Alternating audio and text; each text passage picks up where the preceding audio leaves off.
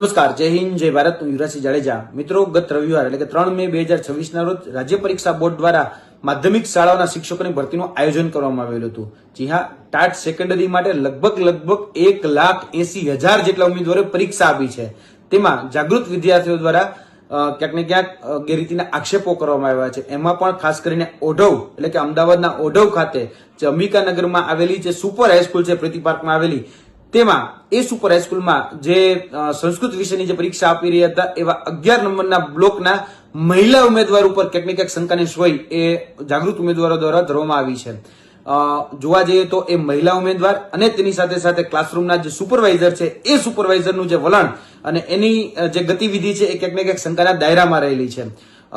Block number 11 ના જે વિદ્યાર્થીની છે એટલે કે મહિલા વિદ્યાર્થીની છે એનું અવારનવાર પેપર લઈ અને ક્લાસરૂમની બહાર જવું, લગભગ 3 થી 4 વખત એ પેપર લઈને બહાર જાય છે. અને જાગૃત વિદ્યાર્થીઓ દ્વારા એ પણ માહિતી આપવામાં આવે છે કે આ મહિલા ઉમેદવાર એ પોતાનું પેપર લઈને કેમ્પસની બહાર જાય છે. હવે આ જે પેપર છે એના પ્રશ્નોને જવાબ સોલ્વ કરી અને ત્યાં સુધી પહોંચાડવામાં આવ્યો હોય એવું વિદ્યાર્થીનું માનવું છે. તો આની પર તાત્કાલિક ધોરણે તપાસ થવી જોઈએ અને જે આ સુપર હાઈસ્કૂલ છે, ખાસ કરીને ઓઢવ અંબિકાનગરમાં આવેલી, એની તપાસ થવી પણ ખૂબ જરૂરી છે. આ માધ્યમથી અમે રાજ્ય પરીક્ષા બોર્ડને વિનંતી કરીએ છીએ કે તાત્કાલિક ધોરણે આમાં સંજ્ઞાન લેવામાં આવે અને જે સંસ્કૃત વિષયની જે પરીક્ષા આપનાર 11 નંબર બ્લોકના જે મહિલા ઉમેદવાર છે તે અને ખાસ કરીને ત્યાં હાજર રહેલા જે સુપરવાઇઝર છે એની ક્રોસ તપાસ કરવામાં આવે અને તેની સાથે સાથે આ જે કેમ્પસ છે એના અંદરના અને બહારના બંને સીસીટીવી છે એ જગ જાહેર એટલે કે સાર્વત્રિક કરવામાં આવે એટલે આપોઆપ દૂધનું દૂધ અને પાણીનું પાણી થઈ જશે.